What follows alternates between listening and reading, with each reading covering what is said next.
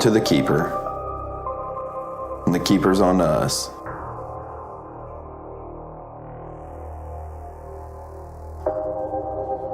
We decided we were going to go to a bunch of different places because there's obviously more knowledge to be gotten.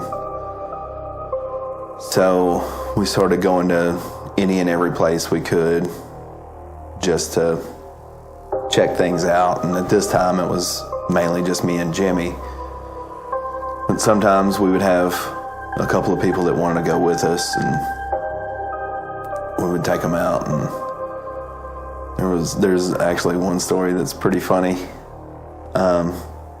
We found this old abandoned gypsum plant, and we went out there. We had Jimmy's wife, Courtney, with us, and we went around the place. So it had a strange vibe to it. I wouldn't know whether to call it positive or negative. It was, I guess you could say, neutral. So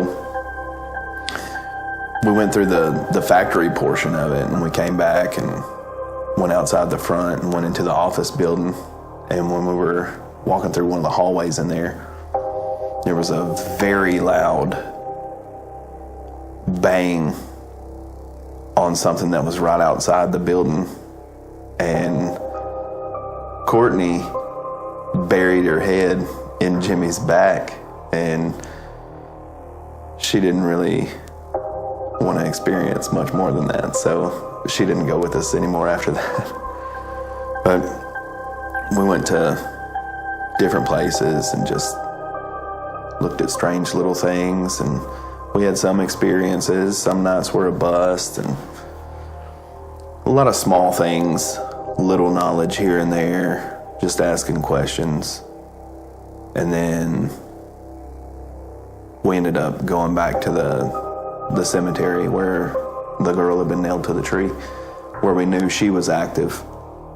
We were going to go get some answers from her because we still hadn't had the opportunity to really talk to her.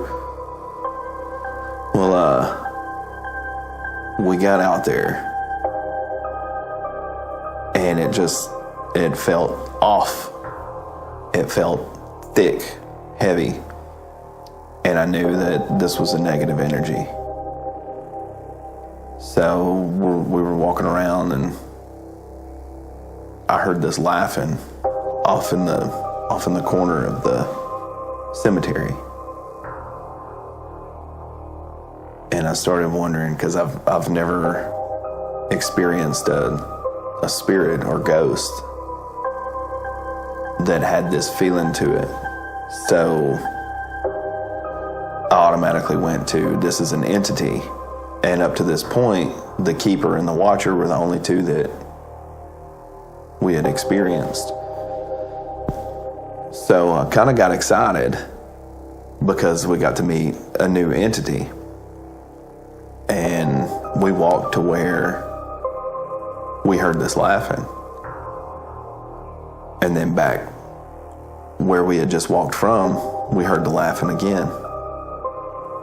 So we walked back over there, and in a different corner, we heard the laughing. And if you're an investigator and you hear laughing in the middle of the night in a cemetery, you know something's a little strange. Like hearing kids laugh that aren't there. It's just a laughter in that situation is something that unsettles you. And this was a crazy laugh. Like he was a bit insane, a little maniacal. And this thing, no matter where we went, was jumping to a different spot, like he was teleporting to a different spot and laughing. And he finally got close enough, and I could see where he was coming from. And I asked him, "What are you here for?" And he just laughed. And he jumped to a different tree. And he was laughing. And he jumped to a different tree. And I asked again, "What are you here for?" And he just laughed. At one point, he jumped directly above us, very close, and laughed. And when we looked up to see where he was at, I really don't know how to describe the feeling that happened at this point. But right at that moment, when we looked up where he should have been, there was a circle that opened up underneath us. It was like the ground didn't fall out, but you could tell a circle shot out from around us. And the craziest noise came out of that circle. And I'm pretty sure it moved our clothes. It was so powerful. But it was the sound of an uncountable number of screams. And at this point, we already knew that these screams were coming straight from hell in this circle that opened up underneath us. And it was like the energy from that shot up out of the circle. These screams happened, and we're standing there in a trance like, what is going on, you know? So this thing laughed one more time, and it was an understanding. I didn't see it happen, but it was an understanding that this thing went into that circle, and the circle closed up, and everything around us just became silent. The whole area shut down, and there was nothing left of the area.